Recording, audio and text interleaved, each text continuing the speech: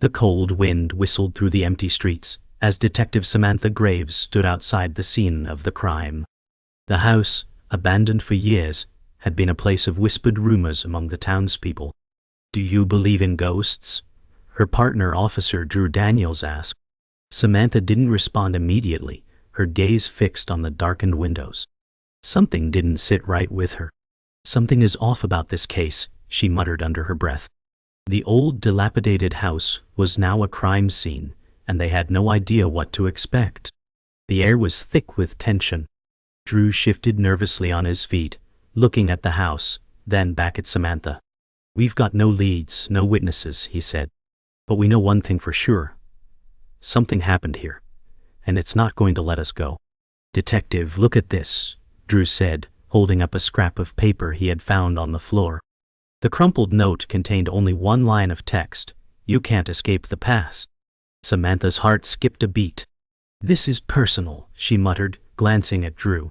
They had just arrived, yet the sense of being watched was almost overwhelming. Something hidden, something dark, was buried deep within this house, and within the town's past. Samantha's mind raced, and she could almost feel the weight of secrets that had been kept for decades.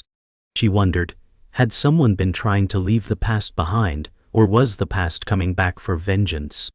As Samantha and Drew continued their search, the air grew colder. The house, though seemingly abandoned for years, held an unsettling presence.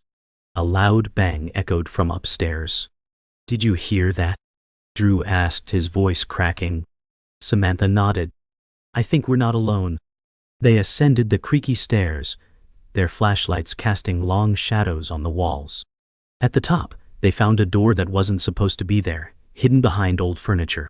Drew's hand paused on the door handle, and for a split second, neither of them moved. It was as if the house itself was holding its breath. The door opened with a reluctant creak, revealing a room that seemed untouched by time. In the center of the room was an old rocking chair, gently swaying back and forth, as if someone had just been sitting there. Samantha stepped closer, her breath catching in her throat as she noticed the faintest imprint in the dust on the floor, shaped like a body. It was as if someone had been lying there, and the imprint was still visible after all these years. Drew stepped forward and reached out for the chair, his fingers brushing the wood. "It's like she never left," Samantha whispered. The feeling of being watched was overwhelming. "Who was here?" Drew whispered, his hand trembling as he reached out to stop the rocking chair. Samantha didn't answer. Instead, she reached for the window and pulled back the curtain.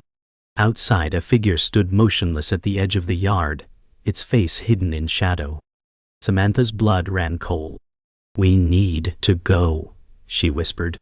But as they turned to leave, the figure moved closer, its footsteps heavy and deliberate. Samantha's hand flew to her gun, but she hesitated. Something told her this wasn't the time to confront the shadow lurking in the dark. The next morning, Detective Graves was back in the precinct, her mind reeling from the events of the previous night. The house had been searched, but nothing concrete had been found. Still, there was something lingering, a feeling that the house had more to reveal. "We need to dig into the history of that place," Samantha told Drew, who nodded. "I'll get the records." They had no idea that digging into the past would lead them into a web of secrets that stretched back decades. What they were about to uncover would turn their investigation on its head and make them question everything they thought they knew. Hours passed as the two detectives pored over the records. Suddenly, Drew froze. "Look at this," he said, pointing to a name on an old report. "Eliza Collins, missing since 1982. The connection was immediate. Eliza had vanished without a trace, and now the investigation into her disappearance was beginning to align with their case. "What happened to Eliza?" Samantha murmured, the pieces of the puzzle slowly beginning to fit together. The house, the strange occurrences, the whispers from the townspeople, it all pointed to one chilling possibility. Samantha's heart raced as she examined the file. The similarities were uncanny. Eliza had lived in the same house they had just investigated. Her disappearance had been a town mystery, unsolved and forgotten by most. But for Samantha, it felt like a door to something much darker. Drew leaned in. "Do you think the two cases are connected?" he asked, his voice tense. "There's something we're missing," Samantha replied. "We need to find out who last saw her, and why her story ended in that house." The investigation took them to an elderly woman named Martha, a neighbor who had been living across the street when Eliza went missing. "I remember her," Martha said, her voice soft, trembling. "She was a sweet girl, but always strange. She used to go into that house at night just before she disappeared." Samantha leaned forward.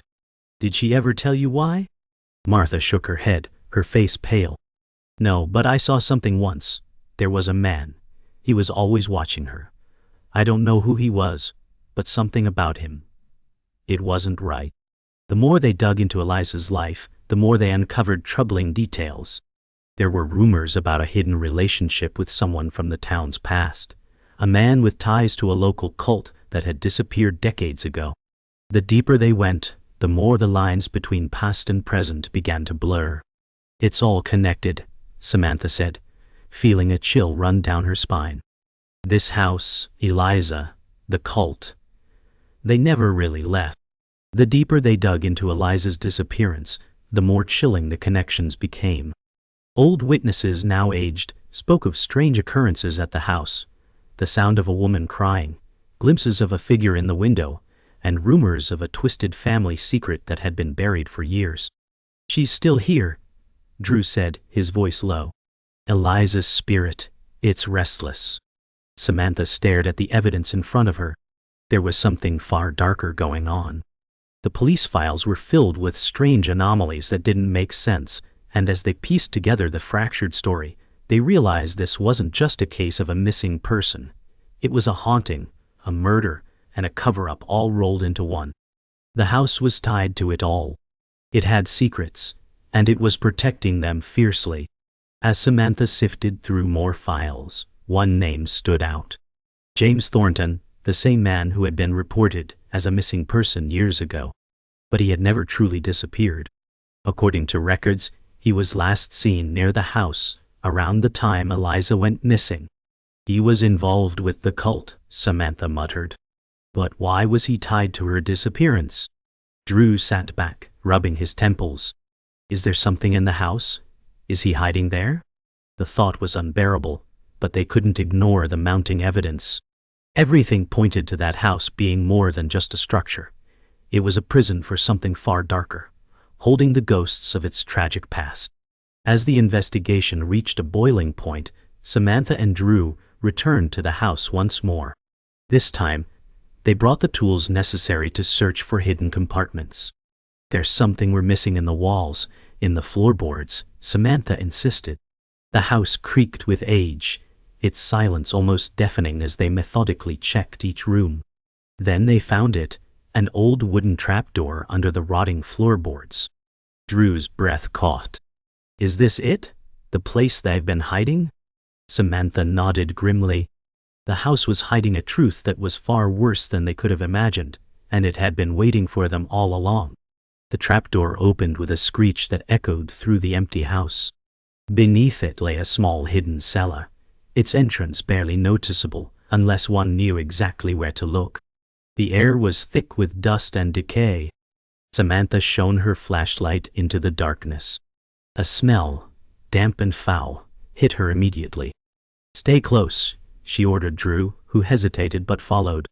The cellar was unlike anything they had expected. Shelves lined the walls, filled with old, discarded items, but in the corner was something far more disturbing. A large, rusted cage, its bars bent and warped, stood ominously in the corner.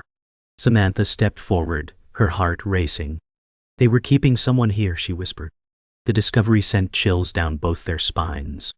As they investigated the cage further, they found remnants of old, faded clothing that looked eerily familiar to what Eliza had worn. Samantha's breath caught in her throat. "This is it," she said softly, her voice shaking. "She was here." But then, a sudden noise shattered the silence. The heavy creak of floorboards. Someone was upstairs. Drew spun around, his hand instinctively going to his weapon. "We're not alone," he said in a low whisper. Panic surged in Samantha's chest as the unmistakable sound of footsteps echoed above them. Someone, no, something was still in the house. They weren't alone, and the danger had just escalated. The footsteps above them grew louder, but Samantha and Drew stood frozen, unsure of what to do. The house, now eerily quiet except for the noise, felt like a living, breathing entity. Samantha motioned for Drew to stay behind her as she slowly ascended the stairs. The air was thick with tension. Every step she took was calculated, her senses heightened. As they reached the top, the hallway was dark, save for the light from their flashlights cutting through the shadows. There, at the far end of the hall, stood a door, slightly ajar. "This is it," Samantha whispered. She could feel the weight of something lurking behind that door. With one swift motion, she pushed it open. The room behind the door was untouched, save for a single chair in the middle of the floor. Its back was to them, and Samantha could hear the faint rustle of something. Someone moving. Drew, standing behind her, whispered, "It's too quiet." Samantha nodded, motioning for him to stay put. She walked toward the chair, the beam of her flashlight trembling slightly in her hand. As she reached out to turn the chair around, she felt a sudden cold draft, as if the room itself had exhaled a breath. Slowly, the chair creaked, and Samantha's heart nearly stopped. The figure in the chair slowly turned, revealing a familiar face. James Thornton. Samantha froze. "James?" she asked, her voice filled with disbelief. The man before her was older, his eyes sunken, his hair wild and disheveled. He stared at her with a vacant expression, but there was a hint of recognition in his eyes. "You shouldn't have come here," he muttered, his voice hoarse. Drew stepped forward cautiously. "What are you talking about?" James's lips curled into a grim smile. "The house never lets go. It holds on to those who enter. You're not the first, and you won't be the last." His voice grew darker. "I tried to leave, but it wouldn't let me. Eliza couldn't leave either, and now, neither will you." Samantha's mind raced. "What do you mean? What happened to Eliza?" she demanded. James' gaze flickered to the floor as if struggling to speak. "It was the cult," he whispered, barely audible. "They used her, and they used me too." Drew stepped closer, his frustration growing. "What cult? Who did this to you?" But James didn't answer. Instead, his expression grew more vacant, and he seemed to lose himself in the past. "The house has eyes. It watches, it waits," he mumbled. His voice became a monotone chant as he relived a nightmare. "Eliza, they kept her in the cage. For the rituals, she couldn't escape." Before Samantha could react, James suddenly lurched forward, his face twisted in terror. "It's coming for you," he screamed. The ground beneath them trembled, and the house seemed to groan in protest. Samantha grabbed Drew's arm. "We have to leave now." But as they turned to flee, the door slammed shut. The room plunged into darkness. Then, the unmistakable sound of something, or someone, scratching at the walls echoed through the house. It was as though the house itself was alive, reaching for them, pulling them back into its grip. They were trapped. Samantha's pulse quickened as she desperately searched for an escape. But the door wouldn't open. Panic set in as the walls of the house seemed to close in. Samantha pounded on the door, trying to break free, but it wouldn't budge. The scratching sound grew louder, now accompanied by an eerie whisper, like 1,000 voices murmuring in unison. "It's not just a house," Drew gasped, his voice trembling. "It's a prison. For all of us." Samantha's heart pounded in her chest as she turned back to James, who was now huddled in the corner, rocking back and forth. "You have to stop it," Drew shouted at him, but James only shook his head, his eyes wide with terror. "It won't stop. It never stops. It'll take you just like it took Eliza," he sobbed. Samantha's thoughts raced as the whispers continued to echo, growing louder and more frantic. She knew they were running out of time. The house itself seemed to be feeding on their fear. "Drew, we need to find a way out now," she shouted. Drew nodded and started scanning the room for anything that could help. That's when he noticed something strange. a symbol on the wall, hidden behind layers of dust and cobwebs. It looked like a ritualistic marking, one that had been carved into the very foundation of the house. "This symbol," he said, his voice breaking, "it's connected to the cult. It's part of the curse. If we don't destroy it, we're never getting out." Samantha stepped forward, her hand hovering over the symbol. As her fingers brushed against it, the room seemed to pulse with an unnatural energy. The whispering voices stopped, replaced by a low, guttural hum that vibrated through her bones. "What the hell is happening?" Drew muttered. Samantha's mind raced. "It's trying to stop us," she said, her voice strained. "This is how it keeps people here. It feeds on fear, on memories, on souls. But if we break this symbol, we might have a chance to end it." She glanced at Drew. "We have to destroy it now." Without another word, she pulled out a piece of broken glass from the floor and began scraping at the wall, determined to free them from the house's grip. The moment Samantha struck the symbol, the ground beneath them rumbled violently. The air grew thick with an oppressive force, as if the house itself was trying to fight back. Drew stumbled, falling to his knees, his hand clutching his chest. "It's too much," he gasped. "We need to stop." But Samantha kept going, determined to break the symbol's hold on them. "We don't have a choice," she replied, gritting her teeth. The walls began to crack, splintering with the strain. The whispering returned, now a deafening roar. Suddenly, the ceiling above them collapsed, sending debris raining down. A cold wind howled through the house, tearing at them from all directions. But Samantha refused to stop. She had to finish it. For Eliza. Now. For everyone. With one final desperate motion, Samantha drove the broken glass into the symbol, tearing through the walls as the house shook violently. For a moment, everything went still. Then, with an earth-shattering crack, the symbol shattered, and the ground beneath them gave way. The house trembled as if it was alive, its dark power draining away. Samantha and Drew fell to their knees, the dust and debris swirling around them. The whispering ceased, and for the first time since entering the house, there was silence. The oppressive weight that had hung over them lifted, but it was replaced by a sense of finality. "Is it over?" Drew whispered, barely able to catch his breath. Samantha stood up slowly, glancing around. The house was no longer alive, but it had left its mark. "I think it's finally over." The dust slowly settled as Samantha and Drew stood amid the ruin of the house. The silence was almost deafening, broken only by the distant sound of wind rustling through the trees outside. Their breath was labored, their bodies covered in dust and debris. "I can't believe it's finally over," Drew murmured, wiping his brow.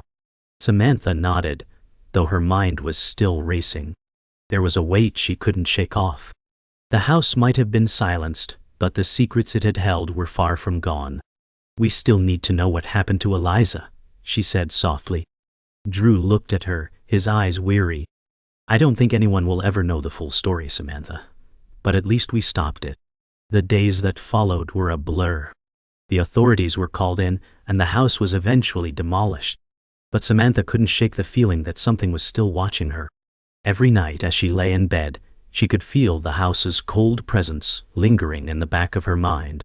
Drew had tried to move on, but she knew that the haunting would never fully leave them. "We did what we could," Drew had told her one evening, his face tired but resolute. "The town will heal, and we'll move on." But Samantha couldn't forget Eliza. She couldn't forget the girl who had never truly escaped the house, or the countless others who had been trapped by its dark influence over the years. One evening, as Samantha was reviewing the case files again, something caught her eye.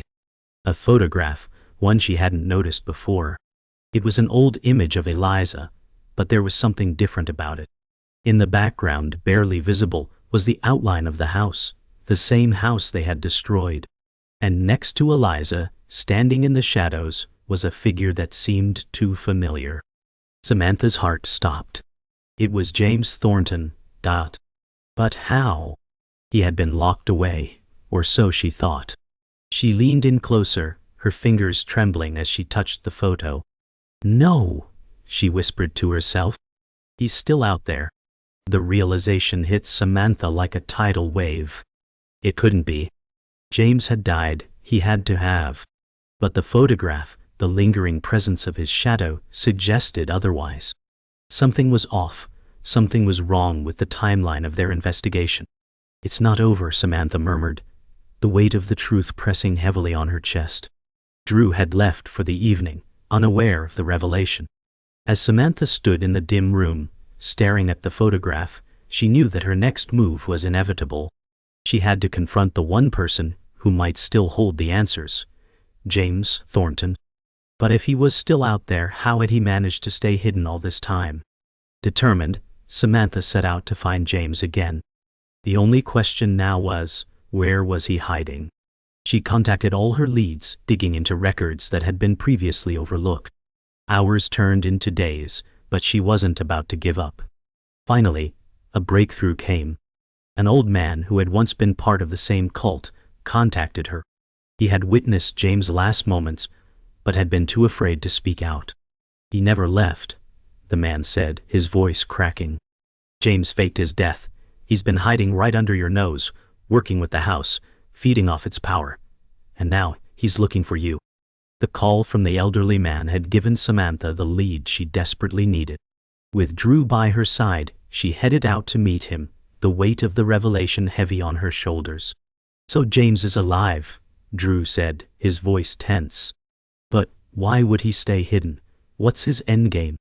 Samantha shook her head, unable to answer. Whatever it is, it's tied to the house, and we need to stop it before it's too late.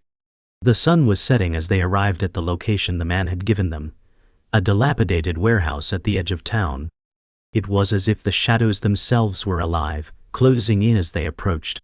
This time, Samantha was ready for whatever came next. Inside the warehouse, the air was thick with an unsettling stillness. It was dark, save for the faint glow of old lamps hanging from the ceiling. The walls were lined with remnants of old machinery, covered in rust and dust. It's here, Samantha muttered, her hand resting on her gun. Drew nodded, scanning the room. The sounds of their footsteps echoed in the silence. Suddenly, they heard a voice, cold and familiar. I've been waiting for you, James said, his voice coming from the shadows. The figure stepped forward. James was standing there, a grin spreading across his face, his eyes gleaming with an unnatural light. I never left, he whispered. I've been feeding off the house's power all along. Samantha's hand tightened around her weapon. You can't hide forever, James, she said, her voice steady but filled with anger. The house is gone and with it, your power. But James only laughed. You think I was ever after power? He sneered. No, I was after the truth. The truth that this house has been hiding for centuries. I'm its master now, not a prisoner. Drew stepped forward, his voice firm. You're insane. This place doesn't control you, James. You control your own fate. But James was unmoved, his eyes darkening. You don't understand. The house was never just a house. It was a portal, a connection to something far darker. And now you've come to finish it. But you will fail. You're too late. The tension in the room was palpable as Samantha and Drew took a step back, trying to formulate a plan. The last remnants of the house's power seemed to swirl around them, causing the temperature to drop. James, now fully transformed by the house's dark influence, raised his arms, summoning an unseen force. You can't win, he whispered. I've become one with it. The air thickened, and the floor trembled beneath them. Samantha's pulse raced.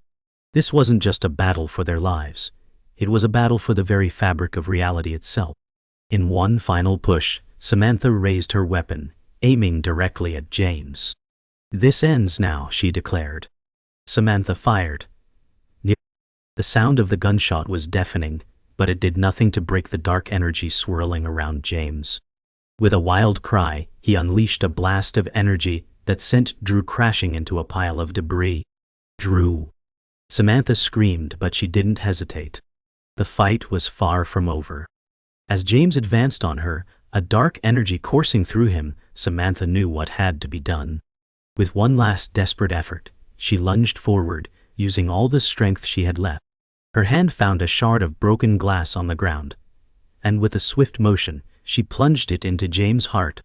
His scream was deafening as the dark energy surrounding him evaporated, and his body crumpled to the ground. The warehouse fell silent.